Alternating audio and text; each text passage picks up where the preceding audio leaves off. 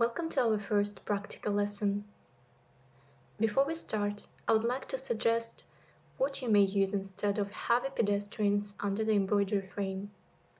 In the beginning, it's unnecessary to purchase any special legs for the frame, and at this stage it is enough to put books or boxes with 10 to 15 centimeters height, enough to keep your left arm under the frame for the future manipulations. Now, if being a right-hand writer, keep your right hand on top with the hook and left hand under the frame, supplying the thread from the bottom, like this. In Indian technique, all the accessories are placed on top of the needle of the hook. Thus, we face the embroidery and only the thread is supplied from the bottom. In French technique, all the accessories are threaded on the bobbin, like this. By keeping the bobbin under the frame, we supply our accessories with the left hand, binding from the bottom. We don't face any embroidery from the top, all shows from the bottom.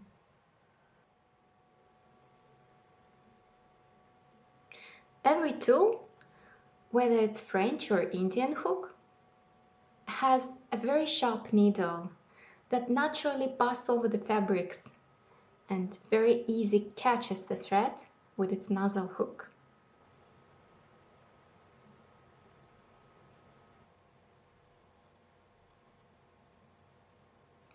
Practice your hook anywhere on the frame by passing the needle over the fabric and catching the thread on it. The stretched out thread should be always securely kept with your last two fingers, and most of the time the tool must be found vertically.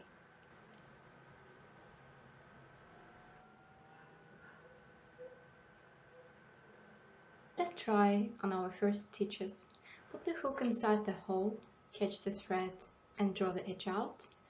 Keep the tool always vertically. Remember that the screw of the hook will always show the direction of the stitches, so put the hook down to the closest cell, set the thread around the needle hook, return the screw in opposite 180 degrees, pull the tool out with a loop, return the screw, and repeat. Input the needle, set the thread around the needle hook, turn the screw in opposite, pull the tool out, and repeat.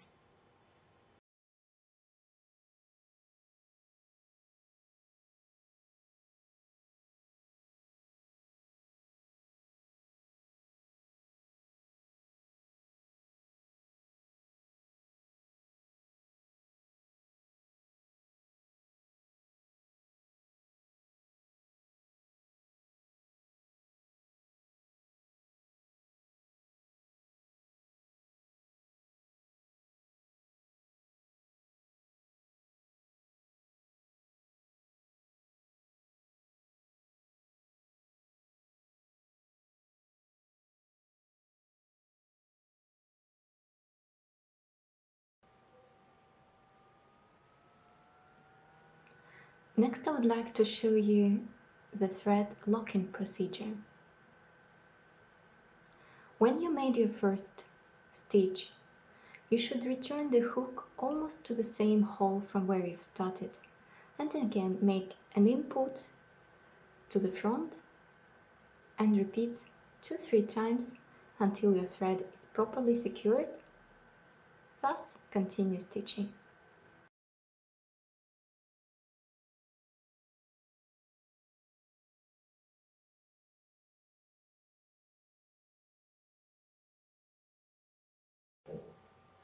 In order to close your line, also make one stitch to the back and one stitch to the front.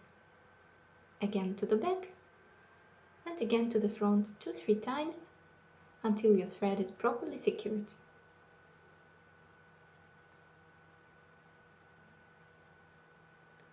I cut my thread, taking the edge, keeping it with my fingers,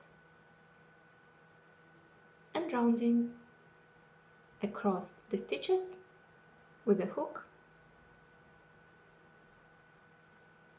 so the edge is even more secured.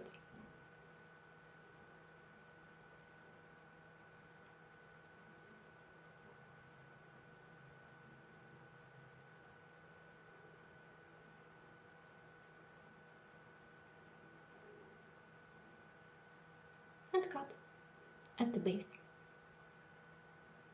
Repeat the same with the first edge.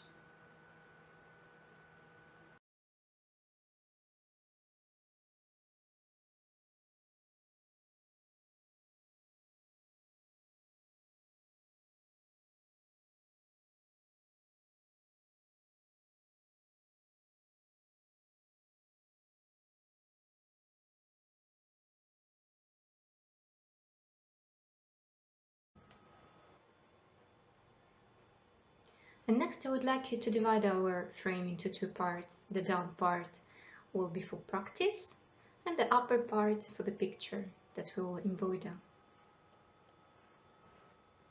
I have stitched the line and I would like you to do the same to practice your first stitches while making a straight line. Now I'm taking a picture and I keep the picture under my frame. So I keep the frame on top of it and take a regular pen with a liner to redraw the picture. Be attentive and precise while redrawing the picture, since the direction of the holes of the netting fabric must be corresponding with the line, and keep always the center pointed.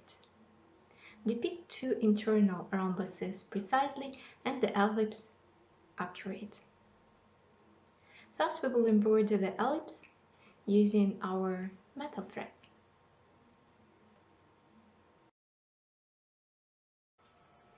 I advise to start from the oval on the picture, making our lock 2-3 times is enough, and start sewing.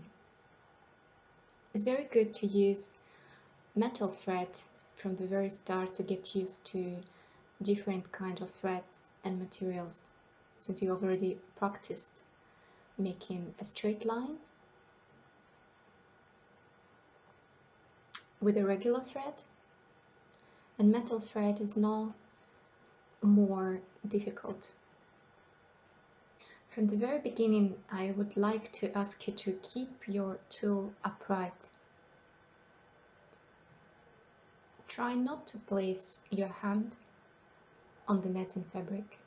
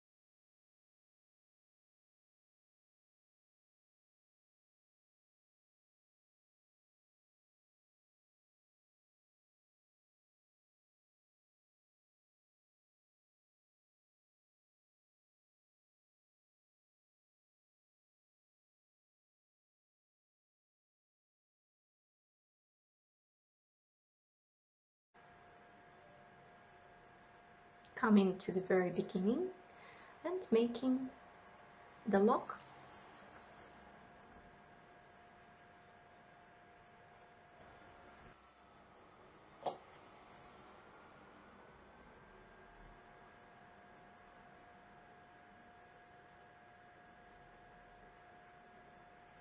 And now, as usual, I will hide my edges of the thread.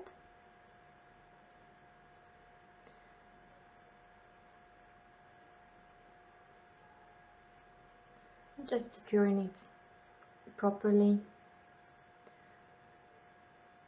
so it will not damage the overlock, and cut the edges out.